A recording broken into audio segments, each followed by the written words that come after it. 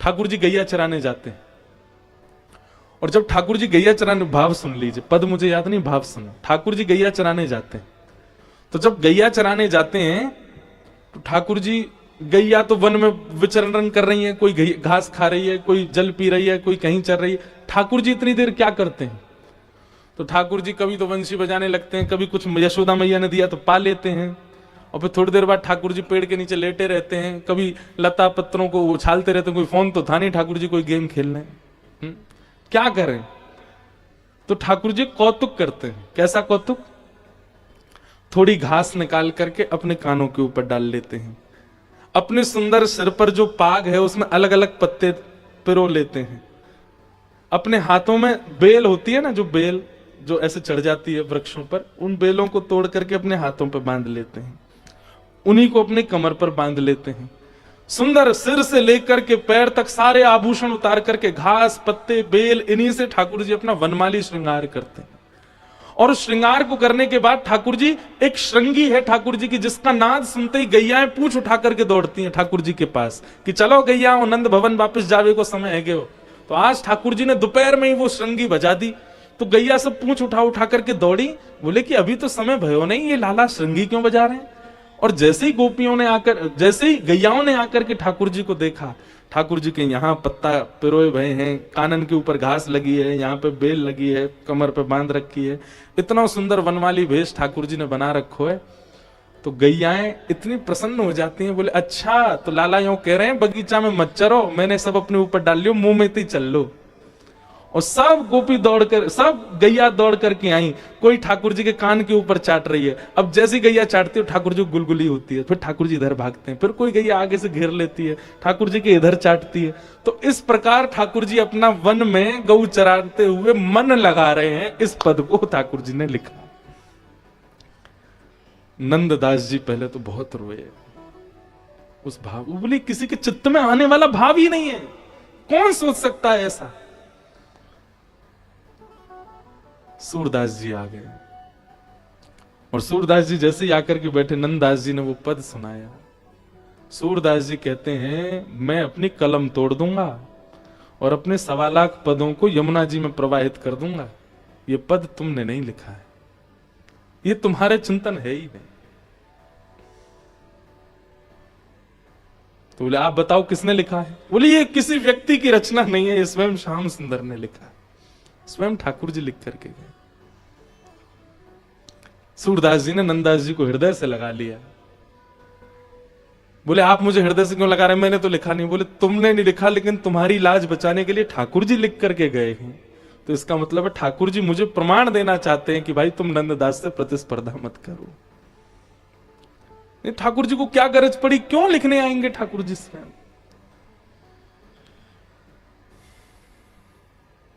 अद्भुत। तो मात्सर्य दोष, इससे बचने का प्रयास कीजिए, ठाकुर जी को यह प्रिय नहीं है।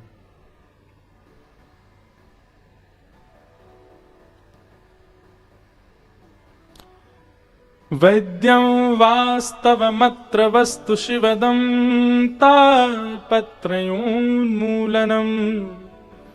श्रीमद्भागवते महामुनिकृते किं वा परैरीश्वरः सद्यो हृदयवरुध्यते त्रिकृतिभिः शुश्रूषुभिस्तच्छणा। विषय परम धर्म, अधिकारी मात्सर्य दोष से रहित व्यक्ति, और तीसरी बात आई संबंध। वैद्यम वास्तवमत्र वस्तु शिवदम। कल भी मैंने कहा था कि कथा का मूल उद्देश्य क्या होता है? ठाकुर जी आपको भगवान नहीं लगेंगे, ठाकुर जी नहीं लगेंगे, ठाकुर जी से आपका कोई संबंध स्थापित हो जाएगा। और आप जबरदस्ती, आप मत मानना हमें तो ठाकुर जी लाला लगते हैं, हम तो लाला मानेंगे, नहीं, ऐसे नहीं।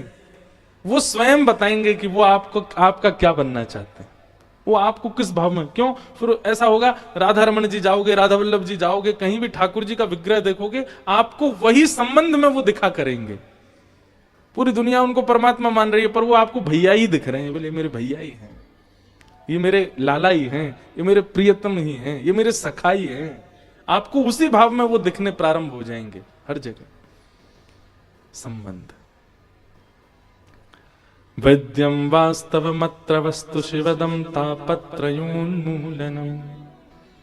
मीराबाई कहीं भी दर्शन करने जाती थी, चाहे जैसा श्रृंगार हो ठाकुर जी का, पर मीराबाई को सहरा में ही दिखते थे ठाकुर जी, दुल्हा दुल्हा के रूप में ही दिखते थे। और थोड़ी देर देखने के बाद मीराबाई चरणों को ही दिखती रहती थी, मुखमंडल ज्यादा देर देख ही नहीं पाती थी ठाकुर जी का। क्यों? प्रियतम है। संबंध ऐसे स्थापित होगा ठाकुर जी के साथ।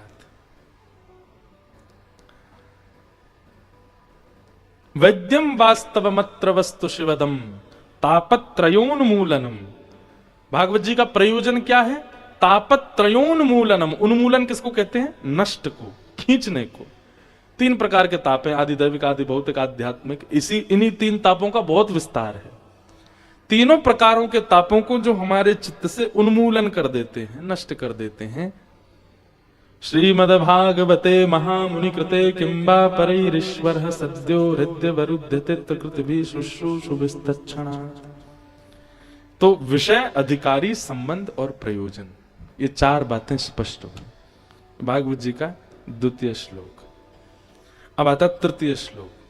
निगम कल्पतरोर्गलितं फलम् सुखमुखादमृतद्रवसंयुतम् पिबत भागवतं रसमालयम् मुहुर्हो रसिका भुवि भावुका। पहला श्लोक देवताओं के लिए था, दूसरा श्लोक श्रोताओं के लिए था, और तीसरा श्लोक वक्ता के लिए। आप लोगों ने दूसरे श्लोक में अपनी भावनाएं, अब ये तीसरा हमारे लिए है। तीसरे में क्या कह रहे हैं? बोले निगम कल्प तरोर गलितम फलम। बोले तुम्हारे सामने क्या रखा है? बोले निगम कहते हैं वेद को। वेद रूपी कल्प वृक्ष का पका हुआ फल तुम्हारे सामने है। हे व्यास जी, हमको भागवत जी कह रही हैं कि वेद रूपी कल्प वृक्ष का पका हुआ फल, मतलब ऋग्वेद, यजुर्वेद, सामवेद, अथर्ववेद, इन चारों का रस एक फल में है, और वो है श्रीमद् भागवत। यदि आप भागवत जी का श्रवण करते हैं तो ऋग, यजुर, साम, अथर्व चारों वेदों का रस आपको आ गया।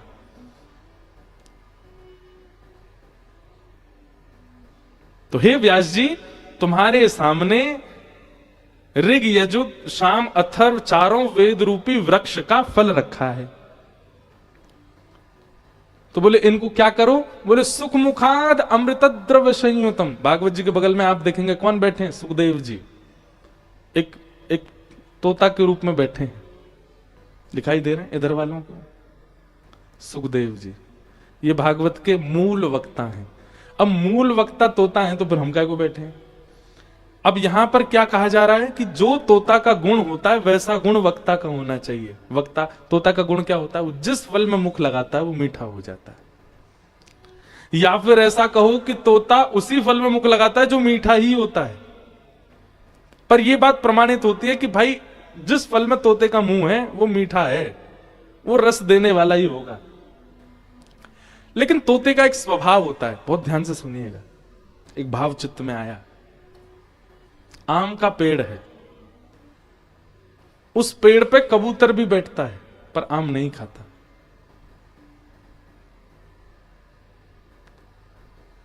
उस पेड़ पर चील भी बैठती है पर आम नहीं खाती। उस पेड़ पर बहुत सारे पक्षी बैठते हैं पर आम नहीं खाते।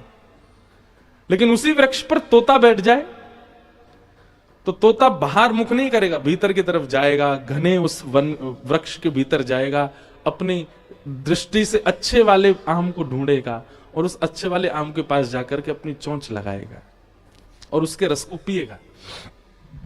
कहने का अभिप्राय, ये व्यासपीठ एक वृक्ष है, यहां कबूतर बन के मत बैठो। कबूतर का स्वभाव क्या होता है? वो सदैव दूसरे कबूतर या कबूतरनी जो होती हैं उनको ही ढूंढता रहता है। मतलब वक्ता इस व्यासपीठ पर बैठ करके बहुत फॉलोअर्स की कामना ना रखे, बहुत शिष्य बन जाएं मेरे, बहुत मेरे अनुयायी हो जाएं, बहुत मेरे श्रोता हो जाएं, ऐसी कामना ना रखे जैसा एक कबूतर करता है। आम के वृक्ष पर एक चील भी बैठती है पर आम नहीं खाती, चील क्या करती है? मांस ढूंढती है, आम के वृक्ष का सहारा लेती है, पर पेट की तपन बुझाने के लिए मांस ढूंढती है। मतलब वक्ता इस व्यासपीठ का सहारा ना ले अपने उदर भरण के लिए या अपने परिवार पोषण के लिए। ठीक है, एक दक्षिणा तो नियमित रूप से दी जाती है वक्ता को, पर वह दक्षिणा निश्चित या फिर वह ना हो तो मैं कथा ना कहूं, ऐसी भावना नहीं होनी चाहिए। चील बन के ना बैठे, कबूतर बन के ना बैठे, तो क्या बन के बैठे? बोले तोता बन के बैठे।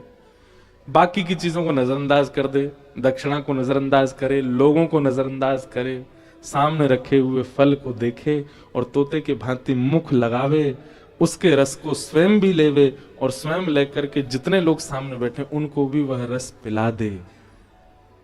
निगम कल्प तरोर गलितम फलम सुखमुखाद अमृत द्रव संयुतम पिबत भागवतम रसमालयम मुहुरहो रसिका भुवि भावुका।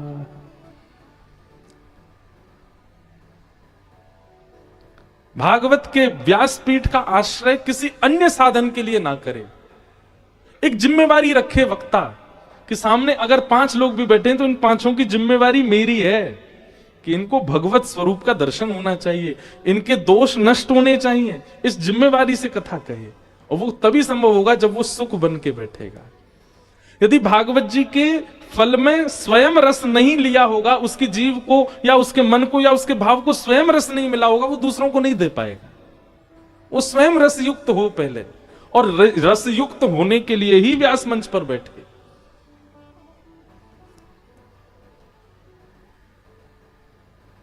पिबत भागवतम रसमालयम मुहुरहो रसिका भुवि भावुका। पिबत भागवतम, भागवत सुनो नहीं, भागवत कहो नहीं, भागवत पियो।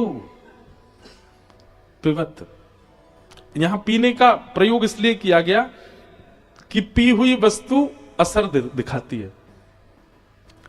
डिहाइड्रेशन हो गया हो तो पानी पियो, ठीक हो जाओगे। मदिरा पी लो, तुरंत आपकी चाल ढाली बता देगी पी के आए हो। दूध पी लो, छाछ पी लो, दही पी लो, लगातार पीते रहो, कुछ दिन में आपका जो शरीर है वही बता देगा हाँ भाई दूध पीते हो, बढ़िया। मतलब पी हुई वस्तु असर दिखाने लगती है, आपकी अंग प्रत्यंगों से ही दिखने लग जाता है कि आप कुछ सेवन करके आए। ठीक वैसे ही कथा आपके अंग से छलके प्रकट हो, दिखे, अनुभव हो जाए सामने वाले को कि कुछ तो है इनके पास। लोग बाग क्या करते, कथा तो सुनते हैं पर उनके अंग प्रत्यंगों से कभी अनुभव नहीं होता कि ये कभी सत्संगी भी रहे होंगे। आपके अंगों से, आपके व्यवहार से, आपकी चाल ढाल से सामने वाले को ये प्रस्तुत हो जाए कि नहीं आप सत्संगी हो।